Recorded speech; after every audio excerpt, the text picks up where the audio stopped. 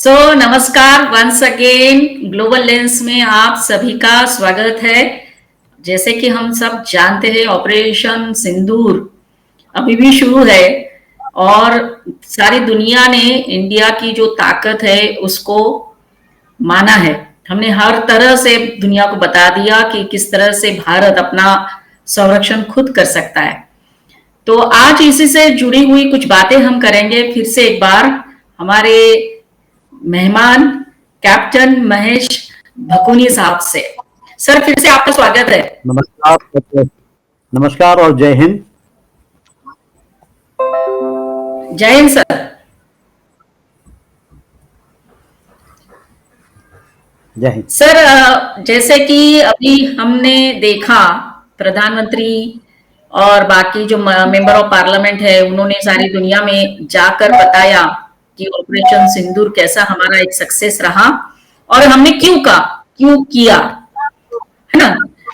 तो सर, इसी से जुड़ा हुआ एक क्वेश्चन जो है कि जब पूरी दुनिया ने हमारा लोहा माना है तो हमारा जो दुश्मन देश है पाकिस्तान, वहां पर जो है वो अलग न्यूज चल रही है। वो अभी भी कुछ सीखा है ऐसा नहीं लगता है। क्योंकि सर, मैं क्यों ऐसा बोल रही हूँ, क्योंकि वहां पे जो भी आतंकवादी संगठनाएं हैं या फिर जो उनके लीडर्स है, वो अभी भी भारत को धमकी दे रहे हैं, इनडायरेक्टली और डायरेक्टली भी। तो क्या सर फिर से वो एक तरह से इनविटेशन दे रहे हैं ऑपरेशन सिंदूर 2 स्टार्ट करने के लिए? इनफैक्ट ब्रीफली स्पीकिंग कि इसके पीछे हमें पाकिस्तान के इतिहास को देखना पड़ेगा, क्योंकि पाकिस्तान एक ऐसा मुल्क है जो कि कभी नहीं सीखेगा न उस अपने इतिहास से। वैसे तो उसका कोई इतिहास है नहीं, तो 1947 के बाद ही पाकिस्तान एग्जिस्टेंस में आया है। वो अपना इतिहास मोहम्मद गोरी, तुगलक उनको मानता है। तो अब हुआ क्या है कि वो न तो कभी सीखना है, नहीं उसने अपना वजूद को बनाए रखने के लिए या कोई अच्छा काम करना है। और जबकि मोदी जी ने क्लियरली कह दिया कि India will no longer tolerate threats, terror और प्रॉक्सी वॉर, और उसका जवाब वैसे स्विफ्टली एंड डिसाइसिवली देगा। अब एक कहावत है ना हिंदी में, खिसियानी बिल्ली खंबा नोचे। अब हुआ क्या है कि पाकिस्तान को इसमें बुरी मात मिली है पिछले 3 युद्धों में भी, और साथ साथ इस बार भी उनको सर्जिकल स्ट्राइक को हो किसी भी तरह से पाकिस्तान कैन स्टैंड नो वे। तो इसलिए क्या है कि वो खिसियाया हुआ है।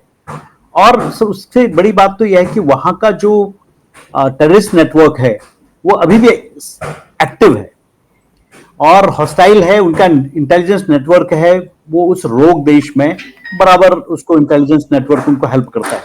और पाकिस्तान की जो आर्मी है वो इतने और इन आतंकवादियों में इतना ही फर्क है कि पाकिस्तान की आर्मी वर्दी पहने हुए है, वो भी एक किस्म से आतंकवादी ही है। तो अब हुआ क्या है कि उनके उसको अगर साइकोलॉजिकली स्पीकिंग उनके कल्चर को देखा जाए तो उनके अंदर था, आई विल रिज्यूम दैट, कि सबसे पहले हमें ये देखना चाहिए कि what is the psychology behind it. Culturally and psychologically speaking जो टेररिस्ट ऑर्गेनाइजेशन की साइकोलॉजी है वो डीपली रूटेड है आइडियोलॉजिकल रिजिडिटी में। वो बहुत रिजिड है और जो उनको मदरसों से ही पढ़ाया गया है। इसलिए तो मोदी जी ने हिंदुस्तान में बोला कि मदरसे में भी अगर आज बच्चा जाता है तो उसके एक हाथ में कुरान शरीफ होगी और दूसरे हाथ में कंप्यूटर होगा, लैपटॉप होगा। तो ये आइडियोलॉजिकल रिजिडिटी इतनी घनी है, इतना उनका इन्फ्लुएंस है, उसके आगे वो अंधे हुए हैं और वो सर्वाइवल ही उनका इसमें है। इस कैओस कहते हैं कि पूरा कंफ्यूजन है चारों तरफ से, क्या करना है क्या नहीं करना उनको कोई बताने वाला नहीं है। और इसी धर्मांधता में और इसी को जिहाद का नाम देकर उन लोगों ने एक जिहाद छेड़ा हुआ है और उन्होंने कभी नहीं सीखा है और नहीं कभी सीखेंगे। इस हल्ला में, इस शोरगुल में कहीं कहीं पर उनका पाकिस्तान के आर्मी का शोर है, कहीं पर उनके प्राइम मिनिस्टर जो भीख मांगने के लिए कटोरा लेके जाते हैं उसका शोर है, कहीं बाहरी देशों का शोर है और कहीं अंदर की परेशान आम जनता का शोर है जो कि 1-1 किलो आटे के लिए रो रही है। सो इन सारी चीजों के बीच में टेररिस्ट ऑर्गेनाइजेशन भी अपनी आवाजें बुलंद कर रहे हैं। वो क्योंकि पहले वो माने जाते थे, अब उनको भी आइडेंटिटी क्राइसिस हो रहा है। इस युद्ध के बाद पाकिस्तान जमीन पर आ गया है, नॉट टेररिस्ट आतंकवादी ठिकानों को नेस्तनाबूद करके भारत से वो कांपने लग गया है। सो इसलिए साथ साथ उनका क्या है, जो इंडोक्ट्रिनेशन कहते हैं ना, आइडियोलॉजिकल, मतलब उनको जैसे घुट्टी पिला दी गई है आतंकवाद की, और बचपन से लेके अब तक वो इसी तरह का राग अलापते रहे हैं। तो इन जो आइडियोलॉजिकल इंडोक्ट्रिनेशन है वो बहुत गहरे रूप में है, और उनको उन्होंने एक्सट्रीम बिलीफ्स में बदल दिया है। कहते हैं ना, वो आतंकवादी उसी को बोलते हैं ना जो बिल्कुल अतिवादी होता है, हर चीज का अंत में जाता है। तो उनके जो फाइटर्स हैं, टेररिस्ट हैं, उनको बचपन से ही ब्रेन वॉश किया गया है, और साथ साथ उनको यह विश्वास दिलाया है कि तुम्हारे वायलेंस में ही तुम्हारा दैवित्व छुपा हुआ है, मतलब तुम्हारा जो खुदा है वो वायलेंस में ही छुपा हुआ है, और अगर उसमें तुम कुर्बान भी हो गए उसमें भी तुम्हें जन्नत मिलेगी। और 70 हुरों का कॉन्सेप्ट पता नहीं कहां से आया, वो भी होगा। इसलिए पाकिस्तान का हर आतंकवादी इसी में लगा हुआ है। साथ साथ उनको लगता है ना कहीं वो उनको विक्टिम बनाया गया है। अब उनका वो जगह जगह पर उन्होंने देखा, बांग्लादेश में भी बांग्लादेश अलग हुआ उनसे, उनको कहीं लगता है कि उनको सताया गया है, वो भी कहीं ना कहीं आतंकवादियों को लगता है। साथ साथ एक चीज और आपने नोटिस की है, ये जो शोर कब मचाता आदमी, जब उसको कहीं से अटेंशन सीख करने की जरूरत पड़ती है, अपना ध्यान आकर्षित करने के लिए। तो जो आपने सुना होगा आतंकवादी इतने शोर मचा रहे हैं, उनके जिहादी ग्रुप्स, वो इसलिए कि एक अटेंशन सीकिंग स्ट्रेटजी बोलते हैं इसे, कि कहने की जैसे बच्चा ना रोता है दूध पीने के लिए, तो वही हालत उनकी है। वो बच्चे तो नहीं है, वो बिगड़े हुए आतंकवादी हैं, तो उनको इसीलिए इसमें आनंद मिलता है कि वो किसी को पब्लिकली थ्रेट दें, वीडियोस भेजें अनाप शनाप, और साथ साथ ऑनलाइन प्रोपेगेंडा करें, और साथ साथ को एक ग्लोबली एक अटेंशन मिलती है। और एक और चीज है मोस्ट इंपॉर्टेंटली, कि इस उनकी डिपेंडेंसी है एक्सटर्नल सपोर्ट में, जो उनको कभी चाइना सपोर्ट करता है, टर्की सपोर्ट करता है, और कुछ और भी करते होंगे। और कहीं ना कहीं डीप स्टेट जो है वो भी, I can not name them, वो आपको पता है पहले क्या इतिहास रहा है, अमेरिका भी उनको सपोर्ट करता था, तो ये उनको सपोर्ट करता है। तो इसलिए इस तरह की जो एलिमेंट्स हैं वो आगे बढ़ रहे हैं आगे आके। और साथ साथ मैं last but not the least, which is very very important, there are so many reasons, कि फियर ऑफ लूजिंग इन्फ्लुएंस है। आपने नोटिस किया होगा कि जब आर्मी की इंपॉर्टेंस कम हो रही थी, इमरान खान की इंपॉर्टेंस बढ़ रही थी, और देश में एक उपद्रव मचा हुआ था, वहां अफगानिस्तान से भी उनको तालिबान से भी धमकियां मिल रही थी, देश में भी बलूचिस्तान इधर उधर सारा वो हो रहा था। तो दिस इज द टाइम, कहते हैं कि मुनीर ने दांव खेला था जो पहलगाम में अटैक करता थे, जो 2 स्टेट की बात की थी, उससे उनको ये लगा था कि उनका इन्फ्लुएंस खत्म हो रहा है। आपने नोटिस किया होगा कि इस युद्ध के बाद आर्मी की इंपॉर्टेंस फिर बढ़ गई है, और आपने देखा होगा इसी बात से मुनीर को तो प्रमोशन भी मिल गया है। तो उनको, ये टेररिस्टों को भी लगता था यार हमारा जो कंट्रोल है वो खोता जा रहा है, आर्मी को भी लगता था कि उनका कंट्रोल खोता जा रहा है, और टेररिस्ट ऑर्गेनाइजेशन भी के आधार पर ही आर्मी की इंपॉर्टेंस भी है। तो इसीलिए ये लोग बहुत शोर मचा रहे हैं, अपना फेस सेविंग कर रहे हैं। फेस सेविंग भी होती है ना एक बात, फेस सेविंग भी कर रहे हैं, साथ साथ लोगों का ध्यान भी भटका रहे हैं, वहां की आम जनता का ध्यान भटका रहे हैं। तो चिल्लाने से क्या होता है ना, जो कमजोर प्राणी होता है अंदर से वो चिल्लाता ज्यादा है, तो वही उनके आतंकवादी चिल्ला रहे हैं। और साथ साथ क्या होता है कि अगर वो चिल्लाएंगे नहीं, अपनी बातें नहीं करेंगे, तो रिक्रूटमेंट कैसे करेंगे? रिक्रूटमेंट भी तो होना है ना उनका, एक एडवर्टाइजमेंट है कि इस बहाने जो उनके फ्यूचर रिक्रूट्स हैं वो तभी आएंगे जब ये शोर मचाएंगे। तो these are the reasons why these terrorist organizations are again making lot of noise and also threatening India. So this is the reason. Yes, मतलब सर ऐसा हुआ कि हमने इसके पहले भी जो सर्जिकल स्ट्राइक की, बालाकोट स्ट्राइक हुआ, और अभी ऑपरेशन सिंदूर, हमने कई सारे उनके आतंकवादी ठिकानों पर अटैक भी किए, उनको डिस्ट्रॉय किया। उसके बावजूद ये लोग देखो अभी भी चल रहे हैं, अभी भी शुरू ही है भारत के खिलाफ काम करने के लिए। तो सर अभी मैं ये आपको पूछना चाहती हूँ कि जैसे हमने देखा कल परसों यूक्रेन ने रशिया के ऊपर जिस तरह से अटैक किया है, वो देखते हुए खतरे की घंटी या फिर एक तरह से वार्निंग है हमारे लिए भी कि हमें कितना वो कॉशियस और बहुत सुरक्षा के दृष्टिकोण से प्रिपेयर रहना पड़ेगा। बिल्कुल सही कह रही हैं, आपका कंसर्न बिल्कुल सही है कि अभी यूक्रेन ने जो अटैक किया था, in fact Russia was cot unaware, Russia को पता ही नहीं था, वो वहां उनके राष्ट्रपति की रक्षा के लिए चारों तरफ घेरा बनाया था, तब उसने उनके इंस्टॉलेशंस में अटैक कर दिया यूक्रेन ने। अभी ये एक किस्म से वार्निंग है वर्ल्ड वॉर की। लोग कहते हैं कि are we moving towards world war now. खैर, coming back to our scenario, हमारे जो इंडिया और पाकिस्तान का सिनेरियो है, इस सिनेरियो में ये लगता है हमें कि परसिस्टेंट थ्रेट तो है ही उनकी तरफ से लगातार, और बार बार उनका जो रिपीट करना है, सीखना नहीं है, और बार बार किसी न किसी रूप में अड़ंगे डालना है। और ऐसा संभावना है कि जैसा हमने पहले बता दिया, ऑपरेशन सिंदूर खत्म नहीं हुआ है। इनफैक्ट अगर इनका इसी तरह का वो रहता है, हल्ला गुल्ला रहता है और इन्फिल्ट्रेट करने की कोशिश करते हैं, तो फिर शायद सिंदूर 2 का जन्म भी हो सकता है, क्योंकि ऑपरेशन सिंदूर अभी जारी है। और साथ साथ जिस तरह से ये हॉस्टिलिटी दिखाता है पाकिस्तान हमारे उसके प्रति, तो ये क्वाइट स्वाभाविक है कि इन सारी परिस्थितियों को देखते हुए अगर ये लगातार हल्ला मचाते रहेंगे और अपने आतंकवादियों को हमें सुपुर्द नहीं करेंगे, जैसा कि हमारे प्राइम मिनिस्टर ने भी बोला है, और साथ साथ पीओके हमको हैंडओवर नहीं करेंगे, और जब तक ये पूर्ण रूप से आतंकवाद को अपनी मिट्टी से जड़ से उखाड़ने का संकल्प नहीं लेंगे, तब तक ऑपरेशन सिंदूर जारी रहेगा। इसको पॉज किया है कुछ समय के लिए, लेकिन ऑपरेशन सिंदूर दोबारा आ सकता है। वहां के आतंकवादियों के बारे में आप जानते ही हैं, उनके जो मेजर आतंकवादी संस्थाएं हैं, संगठन हैं, उन लश्कर ए तोयबा हो गया, जैसे मोहम्मद हो गया, और साथ साथ ISIS के मॉड्यूल्स उनके यहाँ हैं। तो हमारा स्टेप तो ये है कि हम पूर्ण रूप से तैयार हैं। आपने देखा होगा अभी कुछ दिन पहले फिर राजस्थान में या कई जगहों में हमने मॉक ड्रिल की है। We are in fully alert state, और एयरफोर्स इज फुल्ली अलर्ट, बल्कि हमारी नेवी भी और अलर्ट है। पिछली बार तो नेवी का इस्तेमाल नहीं हुआ है, अगर नेवी का इस्तेमाल इस बार हुआ तो फिर पाकिस्तान शायद उसको बड़ा सबक सिखाया जा सकता है। वही चिंता की बात तो है ही सर। हमारे स्ट्रॉन्ग है, पॉलिटिकल विल हमारी इसलिए स्ट्रॉन्ग है कि हमारे प्रधानमंत्री ने और हमारे शीर्ष नेतृत्व ने जो इतनी पॉलिटिकल पार्टीज के मुख्य नेताओं को बाहर भेजा और अपना इंडिया की इमेज को दर्शाया, और साथ साथ पाकिस्तान की भी उन्होंने भूमिका को बताया और ये प्रूव किया, पाकिस्तान की जो इमेज है उसके बारे में बताया। ये हमारी दूरदर्शिता, हमारी स्ट्रेटजिक, हमारी पॉलिटिकल रिजॉल्व विल को दर्शाता है। साथ साथ हमने एक नया डॉक्ट्राइन युद्ध का, हमने एक नया सिद्धांत प्रतिपादित किया है। कहते हैं ना, डॉक्ट्राइन शिफ्ट हुआ। पहले क्या करता था इंडिया, जैसे कुछ आतंकवादी हमले हुए तो हम सीधे अमेरिका में चले जाते थे, जैसा पहले भी बोला कि उनसे कि हम पर अटैक हो गया, हम पर अटैक हुआ। Now it's counter.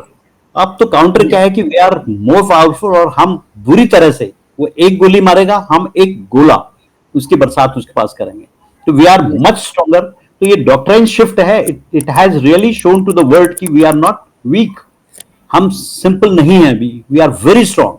और जो भी नाग हमारी तरफ इस तरह का आतंकवादी देखेगा उसको हम वहीं पर कुचल देंगे। तो सर, मतलब सर अभी ऐसा हुआ है सिचुएशन, यूक्रेन और रशिया का जो अभी वॉर चल रहा है, और यूक्रेन ने जिस तरह से रशिया के ऊपर अटैक किया है, हमारा देश सर, इधर बांग्लादेश, उधर पाकिस्तान, उधर चाइना, मतलब हमें तो तीनों चारों तरफ से बहुत ज्यादा चौकन्ना रहना पड़ेगा, और हमारी जो डिफेंस व्यवस्था है उसको और भी स्ट्रॉन्ग बनाना पड़ेगा। उसके लिए मैं ये कहूंगा कि जो हमारा ऑपरेशन सिंदूर 1 था, it was just a message. We have given a message to Pakistan, we have given message to the whole world. लेकिन अब जो सिंदूर 2 होगा, अगला अगर हमें उकसाया गया तो it would be a final warning, जो कि पाकिस्तान के अस्तित्व के लिए भी खतरा होगा। तो दिस इज इट। एंड जो आप कह रही हैं कि बांग्लादेश तो उसको कभी भी हम ठीक कर सकते हैं, एनी टाइम, और Bangladesh is also heading for trouble. जब तक कोई ऐसी उकसाने वाली हरकत उनकी तरफ से नहीं होती है, तो as of date I don't see any kind of final action against Pakistan.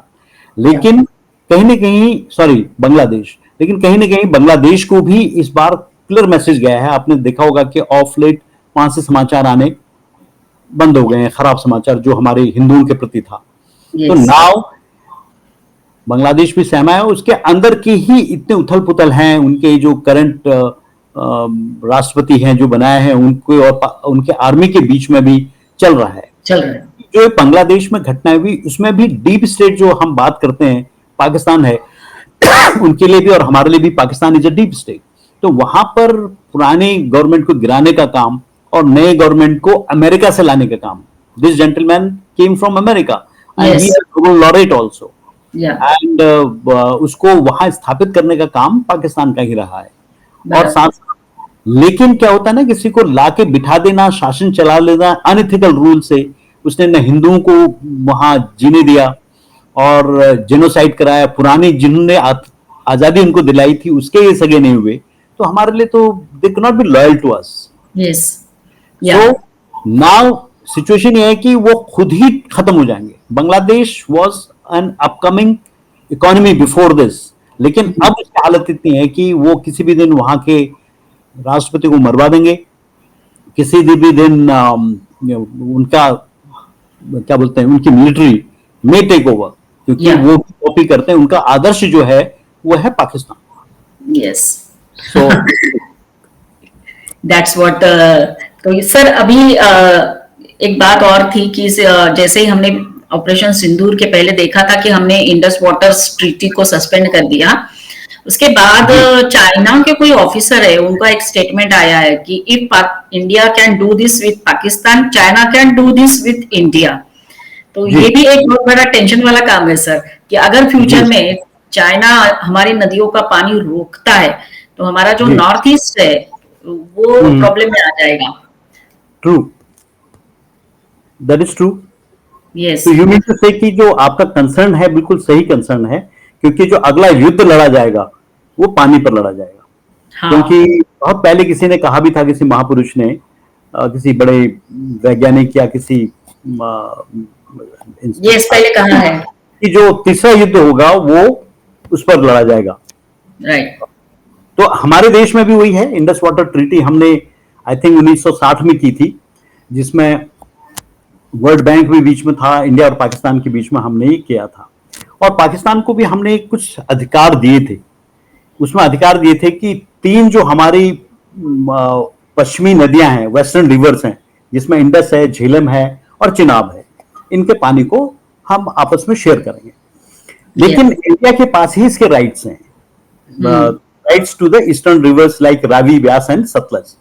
फिर India can use western rivers for non consumption purposes, irrigation हो गया, जैसे हाइड्रो पावर हो गया, बिजली वगैरह पैदा करने के लिए, ये सारा कुछ। लेकिन अब हालत क्या है कि हम अगर ये ट्रीटी के अनुसार हम पानी रोक देते हैं तो पाकिस्तान में खलबली मच जाएगी, पाकिस्तान टूट जाएगा। और आपको पता है कि 40% लोग पाकिस्तान के खेती पर इसका यूज किया जाता है, और अगर खेती नहीं हुई तो भूखमरी शुरू हो जाएगी। वैसे भी पाकिस्तान में एक आटे के दाने के लिए लोग परेशान। तो एक तो सबसे पहले तो इसमें क्या होगा, इरिगेशन होने से खेती चौपट, इरिगेशन न होने से खेती चौपट हो जाएगी, 1। सेकेंडली, राशन नहीं होगा तो देश में लूटपाट, गृह युद्ध होगा। तीसरा, इतना अनरेस्ट हो जाएगा, जैसे आपने उसका एक ट्रेलर देख लिया उनके होम मिनिस्टर का या किसका, वो घर पूरा जला दिया। चौथी बात, वहां की सरकार कोई भी नहीं टिक पाएगी, चाहे आर्मी हो, कोई भी हो, अगर देश की जनता उनके खिलाफ खड़ी होगी। और पानी जैसी चीज जहां की बूंद के लिए तरस जाएगा। अभी तो हमने सिर्फ हल्का सा हमने रोका है, we have not done it fully. जिस दिन अगर हमारे देश ने सोच लिया कि उनका पानी पूर्ण रूप से हम रोक देते हैं, फिर पाकिस्तान विल स्टैंड ओवर। तो इसलिए जो इम्पैक्ट इसका है सस्पेंशन का, करने का, टर्मिनेशन का, उसके बहुत ज्यादा इंप्लीकेशंस हैं। वाटर स्कैरसिटी है, एग्रीकल्चरल कोलैप्स है, एनर्जी, आपका बिजली पैदा होनी बंद हो जाएगी।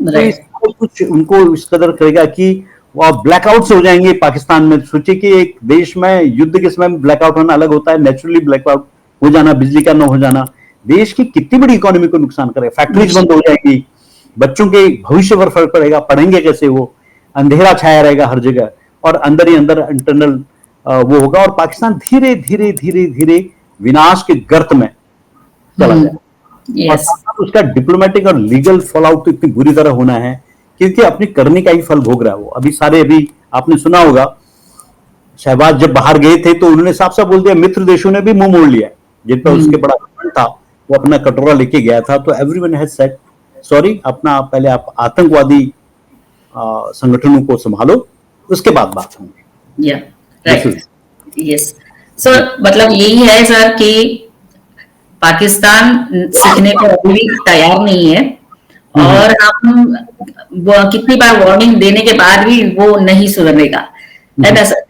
तो फ्यूचर में सर, अभी जैसे कंसर्न था मेरा ये कि चाइना ने जो बोला है, उनके कोई ऑफिसर का नाम मुझे याद नहीं आ रहा, कि हम भी ये कर सकते हैं, तो इंडिया को उसके लिए प्रिपेयर कर रहना ही पड़ेगा, अदरवाइज बहुत मुश्किल हो जाएगी। अगर, क्योंकि ऑलरेडी ब्रह्मपुत्र का जो पानी का है वो इंफॉर्मेशन शायद वो नहीं शेयर कर रहे हैं अभी हमारे साथ, फ्यूचर में हमारे लिए भी एक वार्निंग है, और हमें तैयार रहना ही पड़ेगा उसके लिए, क्योंकि कुछ भी कर सकता है चाइना, तो कुछ भी कर सकता है, ये हम इतिहास में जाकर देखते हैं तो हमें इसके प्रमाण मिलते हैं सर।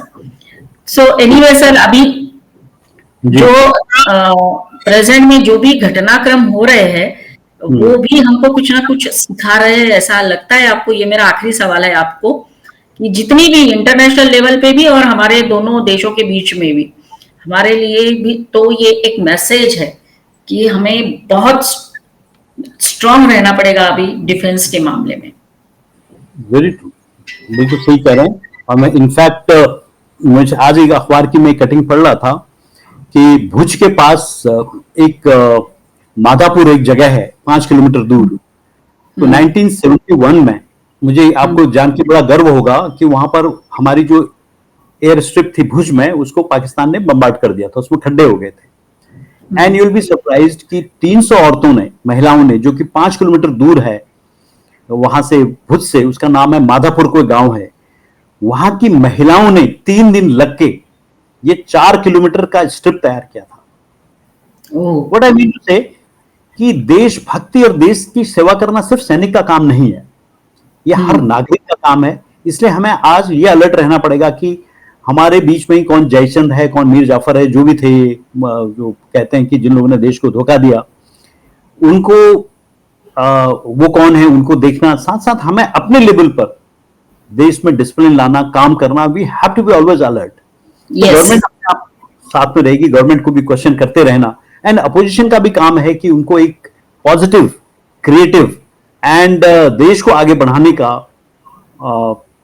मौका दे, और साथ साथ उस पर क्वेश्चन करते रहे। राइट, क्वेश्चन भी वो सही क्वेश्चन होने चाहिए।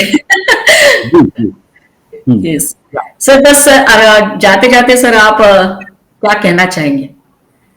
मैं अभी क्या कहना चाहूंगा, मैं तो यही कहूंगा कि कल परसों में कहीं कोई कविता पढ़ रहा था, वो पूरे हमारी जो डिस्कशन है उसका निचोड़ है। मैं यही कहूंगा कि जो भारत कभी चुप रहता था, जो भारत कभी चुप रहता था, अब वो हर सवाल का उत्तर है। शांति हमारी प्राथमिकता है, पर जवाब देना अब हमारी संस्कृति है। चेंज ऑफ डॉक्ट्रिन जैसे बोला। हमारी चुप्पी को कमजोरी ना समझो, हमारी चुप्पी को कमजोरी ना समझो। वक्त आने पर लहजे बदल जाते हैं, सीमा पर खड़े सैनिक जब जागते हैं तो दुश्मन के इरादे खुद सुलझ जाते हैं। भारत अब ना झुकेगा, अब ना रुकेगा, हर चुनौती से आंख मिलाएगा। जो सोचते हैं भारत को डराया जा सकता है, वो इतिहास की गलियों में गुम हो जाएंगे। अब भारत विनम्र है पर कमजोर नहीं। अब भारत विनम्र है पर कमजोर नहीं। अब भारत शांत है पर मौन नहीं। जब राष्ट्रहित की बात होती है तो भारत अपने संकल्प पर अडिग होता है। जय हिंद। जय हिंद सर। सर वही है, आपका जोश और आपकी कविताएं जो है सर हमेशा इंस्पायर करती है। Once again sir, thank you very much. लेकिन जाने से पहले सभी दर्शकों को हम कहना चाहेंगे कि जरूर हमारे वीडियोस देखिए, लाइक करिए, शेयर करिए, कमेंट करिए और चैनल को सब्सक्राइब करिए। अगले वीडियो में फिर मिलेंगे, तब तक के लिए धन्यवाद। जय Hind sir, thank you very much. Thank you. Thank you.